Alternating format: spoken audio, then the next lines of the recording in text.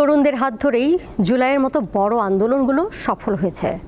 আগামীর বাংলাদেশও তরুণদের দিকে তাকিয়ে আছে। বর্তমান সময়ে অনলাইন এবং সামাজিক যোগাযোগ মাধ্যম অনেক শক্তিশালী, তাই তরুণদের এই মাধ্যমগুলো ব্যবহারে অনেক বেশি সচেতন হতে হবে। সকালে লালমাটিয়া সরকারি মহিলা কলেজে জাতীয় বিশ্ববিদ্যালয়ের সম্মান প্রথম বর্ষের শিক্ষার্থীদের জন্য কেন্দ্রীয় ওরিয়েন্টেশন প্রোগ্রামে এসব কথা বলেন বক্তারা। রাজধানীর সরকারি লালমাটিয়া মহিলা কলেজে সোমবার সকালে সম্মান প্রথম বর্ষের শিক্ষার্থীদের জন্য জাতীয় বিশ্ববিদ্যালয় কেন্দ্রীয় ওরিয়েন্টেশন 2025 এবং সাইবার নিরাপত্তা বিষয়ে সচেতনতামূলক কার্যক্রমের উদ্বোধনী অনুষ্ঠানের আয়োজন করে। এতে শিক্ষক, শিক্ষার্থী সহ বিশিষ্টজনেরা অংশ নেন। অনুষ্ঠানে বিশেষ অতিথির বক্তব্যে প্রেস সচিব শফিকুল আলম বলেন, বর্তমান সময়টাই প্রযুক্তির, শিক্ষার্থীদেরও এই প্রযুক্তির জ্ঞান থাকতে হবে। তবে প্রযুক্তিও বিপদের কারণ হয়, তাই সামাজিক যোগাযোগ মাধ্যমগুলো ব্যবহারে সতর্ক হতে হবে।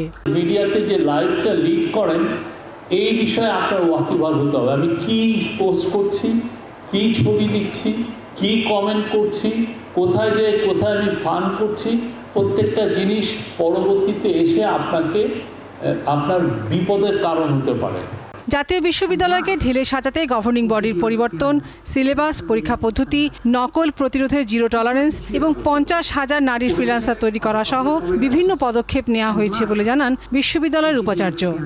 গভর্নিং বডিকে নিয়ে যে ধরনের কাণ্ড কারখানা জাতীয় বিশ্ববিদ্যালয়ে গত 32-33 বছরে হয়েছে, সেখান থেকে আমরা বের হয়ে আসার চেষ্টা করছি এবং গভর্নিং বডির সদস্য যারা আছেন, গভর্নিং বডির চেয়ারম্যান যারা আছেন, তাদের সবার প্রতি আমাদের আবেদন জানাচ্ছি, আপনারা ছেলেমেয়েদের লেখাপড়াকে আপনারা ফার্স্ট প্রায়োরিটি দেন।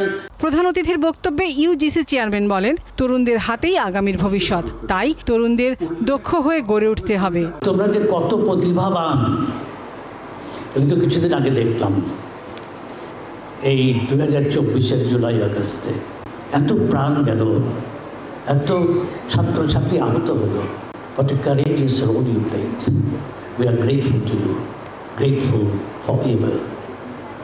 এবং এই জন্যই তোমাদের দিকে তাকিয়ে আছে দেশ, জাতি, জন্মভূমি। পরে শিক্ষার্থীদের জন্য সাইবার সিকিউরিটি গেমস এবং সাংস্কৃতিক অনুষ্ঠান মঞ্চস্থ হয়। লাবণী গুহ, দীপ্ত সংবাদ, ঢাকা।